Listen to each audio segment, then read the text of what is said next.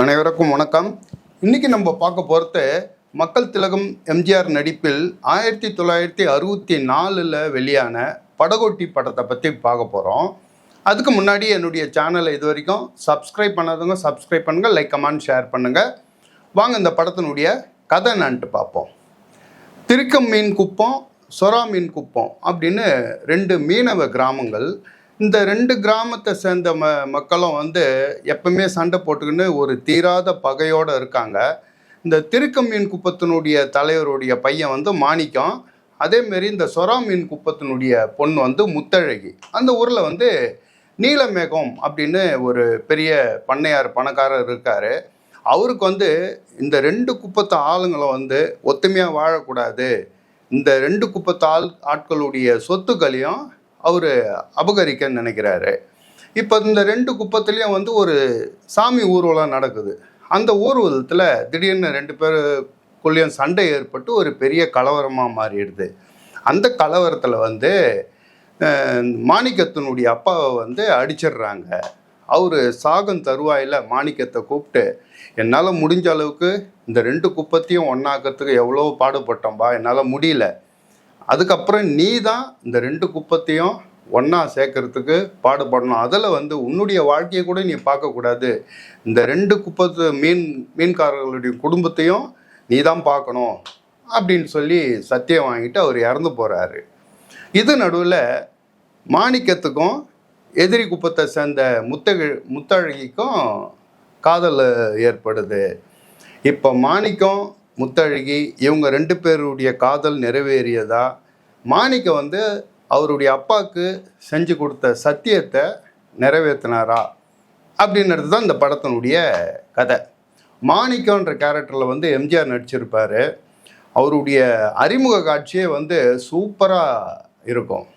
அந்த ரெண்டு குப்பத்துக்கும் அந்த சாமி ஊர்வலத்தில் நடக்கிற கலவரத்தில் தன்னுடைய தந்தையை தாக்க வரவங்களை தடுக்கிற காட்சியில் எம்ஜிஆர் அறிமுகமாவார். அதுக்கப்புறம் நடக்கிற அந்த கம்பு சண்டையில் சூப்பராக அந்த ஃபைட் பண்ணியிருப்பார். அந்த ஃபைட்டை நீங்கள் பாருங்கள், டூப்பே இருக்காது.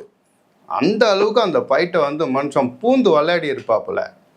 அதுக்கப்புறம் இந்த காதல் காட்சியிலையும் சரி, சண்டை காட்சியிலையும் சரி, வில்லன் நம்பியாரை எதிர்த்து மக்களுக்காக பேசுகிற காட்சியிலையும் சரி, எம்ஜிஆர் அந்த காலத்திலே அந்த படத்தில் நடிக்கிற மக்களை மட்டும் கவரில் அவர் படம் பார்க்குற மக்களையும் அன்றைக்கே அவர் வளைச்சி போட்டிருப்பார். அதனால தான் எம்ஜிஆர் தன்னுடைய கட்சியை ஆரம்பித்த கொஞ்ச நாளிலேயே தமிழகத்தினுடைய முதல்வராக அவரால் உட்கார முடிஞ்சது. அதுக்கு அடுத்தது படத்தில் கதாநாயகியாக கண்ணெடுத்து பைங்கிலி சரோஜா தேவி கதாநாயகியாக நடிச்சிருப்பாங்க. காதல் காட்சி, பாடல் காட்சி எல்லாத்துலேயும் எம்ஜிஆர் கூட ஒரு பொருத்தமான, எம்ஜிஆருக்கு பொருத்தமான ஜோடி நான் தான் அப்படின்ற மாதிரி மிக பிரமாதமாக இந்த படத்தில் நடிச்சிருப்பாங்க. காமெடி காட்சி நாகேஷ் மனோரமா நடிச்சிருப்பாங்க. வில்லன் நம்பியார் நடிச்சிருப்பார். நம்பியார் அவருடைய நடிப்பில் மிரட்டலான நடிப்பை இந்த படத்தில் காமிச்சிருப்பார். படத்தினுடைய இசை எம்எஸ் விஸ்வநாதன். ஒவ்வொரு பாட்டும் சும்மா லட்டு மாதிரி போட்டிருப்பார் எம்எஸ் விஸ்வநாதன். அதுக்கு அடுத்தது இந்த படத்தினுடைய எல்லா பாடல்களையும் வாலி எழுதியிருப்பார். வாலியை பற்றி சொல்லும்போது ஒரு சம்பவம் ஒன்று எனக்கு ஞாபகம் வருது.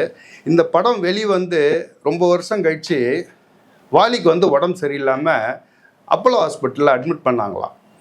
அவரை பார்க்குறதுக்காக ஆரம் வீரப்பனும் வைரமுத்தும் பார்க்க போயிருக்காங்க. ஆரம் வீரப்பன் வாலியை பார்த்து, என்ன வாலி, சுகர் இருக்கா அவனுக்கு அப்படின்னு கேட்டிருக்காரு.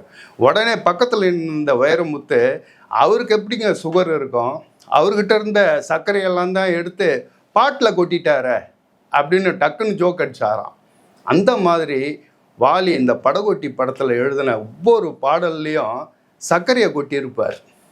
இந்த ஃபஸ்ட்டு பாட்டு, கரைமேல் பிறக்க வைத்தான் எங்களை தண்ணீரில் பிழைக்க வைத்தான், கரைமேல் இருக்க வைத்தான் பெண்களை தண்ணீரில் குளிக்க வைத்தான் அப்படின்னு சொல்லி அந்த மீனவர்களுடைய வாழ்க்கையை 4 வரியில் சொல்லியிருப்பார். அதுக்கப்புறம் இந்த காதல் காட்சியில் ஆசைக்கு ஆசை வச்சேன், நான் அப்புறம்தான் காதலித்தேன் அப்படின்னு சொல்லி ஒரு வரி எழுதியிருப்பார். இந்த மாதிரி வரிகளெல்லாம் பார்த்த எம்ஜிஆர் அப்போவே சொக்கி போனாராம். கடைசி வரைக்கும் எம்ஜிஆருடைய பாடல்களுக்கு வாலி வந்து பாட்டு எழுதினார். எம்ஜிஆரும் வாலியும் நெருங்கிய நண்பர்களாக கடைசி வரைக்கும் இருந்தாங்க. அதுக்கப்புறம் இந்த படத்தினுடைய கலர் வந்து ஈஸ்ட்மன் கலரு, இந்த படத்தினுடைய கலரும் இந்த படத்தினுடைய மேக்கப்பும் இன்றைக்கி பார்க்கும்போதே நமக்கு ரொம்ப ஆச்சரியமாக இருக்கும். இந்த படம் வந்து 1964 தீபாவளி அன்னைக்கு வெளியாகி 100 நாட்களை கடந்து வெற்றிகரமாக ஓடின படம் இது. இந்த படத்தை நான் ஏற்கனவே பார்த்துட்டேன், இருந்தாலும் நேற்று தான் வந்து யூடியூப்பில் பார்த்தேன். இப்போ பார்க்கும்போதும் இந்த படம் வந்து கொஞ்சம் கூட போர் அடிக்காமல் இருக்கிறது தான் இந்த படத்தினுடைய வெற்றியோட அடையாளம். ஓகே, இந்த வீடியோ உங்களுக்கு பிடிச்சிருந்ததுன்னா மறக்காமல் லைக் பண்ணுங்கள். நம்ம அடுத்த வீடியோவில் பார்ப்போம். பை.